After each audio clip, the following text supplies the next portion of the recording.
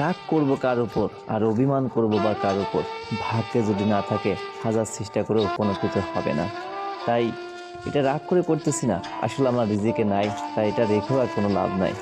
কারণ যিনি দেওয়ার তিনি যদি নাই দেয়, কারোর তো দেওয়ার ক্ষমতা নাই, আর জোর করে আদায় করারও কোনো সিস্টেম নেই। অনেক শখ এবং আশা করে আল্লাহর উপর ভরসা রেখেই এই ক্ষেতটা করছিলাম, হয়তো ভালো কিছু হবে সেই আশাতেই, কিন্তু সেটা আর আমাকে হলো না।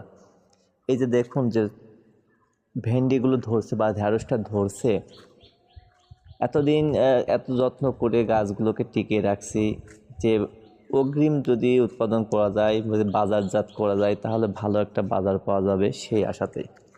কিন্তু ওটা আমার রিজিকে নাই, আমার ভাগ্যে নেই, তাই হয়েও হলো না। একটা কথা আছে না যে দুই ঠোঁটে মাঝখানেও খাবার থাকলে পরে ওইটা যদি রিজিকে না থাকে হয়তো সেটা গলার নিচে আর নামে না। তা আমার অবস্থাও ওটাও সেই একই রকম, যে সব কিছু হওয়ার পরেও এটা আমার রিজিকে নেই, তাই আমার ক্ষেতটাকে আমাকে কেটে দিতে হচ্ছে। এটাই আমার কপাল।